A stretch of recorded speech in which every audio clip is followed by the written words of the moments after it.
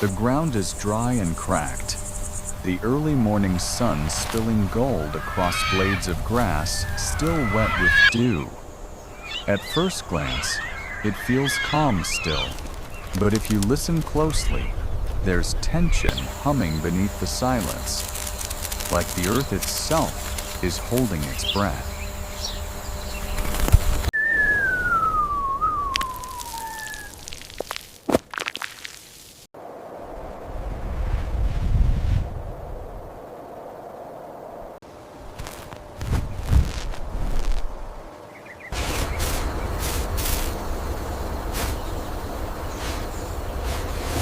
From the mouth of a hidden burrow, a mother porcupine steps out, slowly, carefully.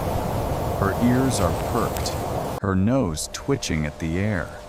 Behind her, deep in the safety of the den, 3 tiny pups sleep soundly.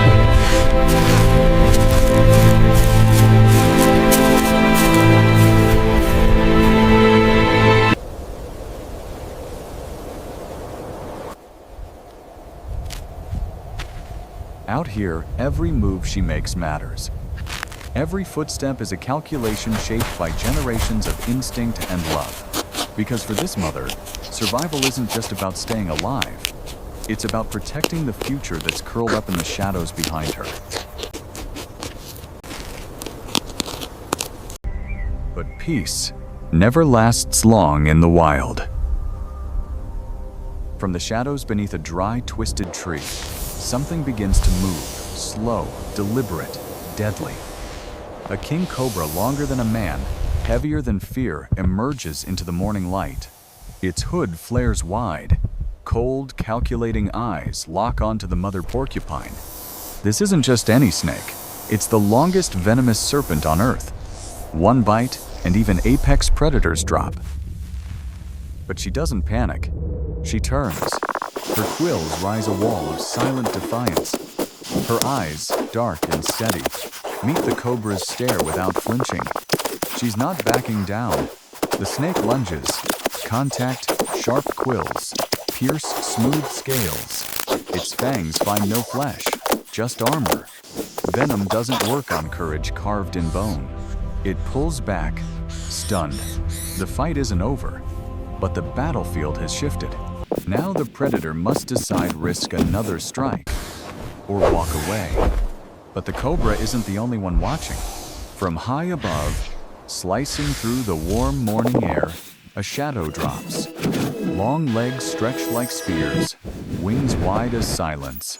A secretary bird, a specialist in snake killing. Swift, surgical, unforgiving. Its sharp eyes flick to the mother porcupine. Not prey, yet not safe either. Now she's pinned. Below, the cobra coils again. Above, the bird circles. She's caught between strike and sky, and just when the standoff seems unbearable, from the brush behind her, a new sound. Heavy, deliberate, ancient. The Komodo Dragon. It doesn't charge. It doesn't roar. It simply arrives, a moving slab of armored scales and venom-laced jaws, the largest lizard on Earth, driven by hunger and patience. Its tongue flicks once. It knows, in that burrow behind her, something tender waits. 3 predators, 1 mother, no backup, no escape, only instinct and the wall of quills she was born to raise. 3 predators, but no alliance. The cobra coils tighter, wary now of the bird's shadow overhead. The secretary bird circles lower, its eyes flicking from the snake to the spikes below. And the Komodo, still watching, waiting, reading the field like a veteran of war. None of them trust the others. And in that tension, she finds her opening.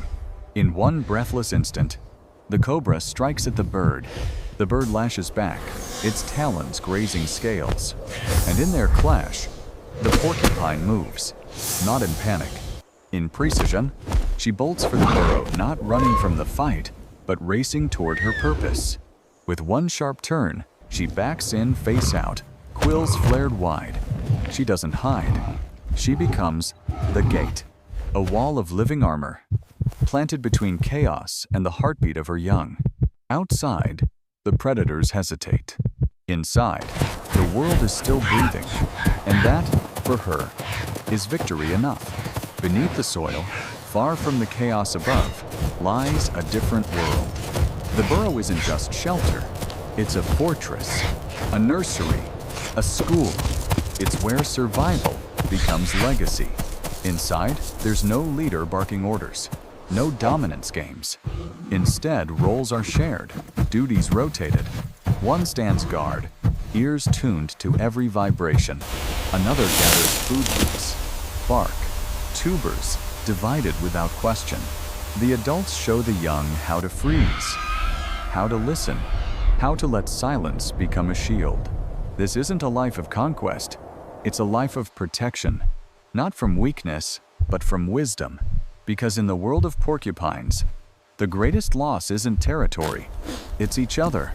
And everything they do is to make sure that never happens. The skies open, and from the sunlit thermals above, an eagle dives. Fast, precise, built to dominate. Its talons gleam like polished knives. Its shadow swallows the ground. But what it meets is not prey. It's resistance. The porcupine doesn't move, doesn't flinch. It simply turns and lifts its quills like a silent choir of consequences. One strike, then another. Feathers fly. Pain shoots down the eagle's wing. And in a gust of frustration, the king of the sky retreats bloodied, beaten, and suddenly small. No growls, no roars, just a message. Strength doesn't need to shout. Sometimes, it only needs to stand still. In nature, the fiercest forces aren't always the loudest. And sometimes, the gentlest creature is the final line between peace and collapse.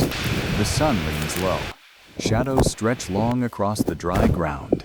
And the mother porcupine, with no fanfare, no glory, disappears back into the earth. Her quills relax. Her breath slows. The day resets. She didn't conquer the wild. She didn't defeat her enemy.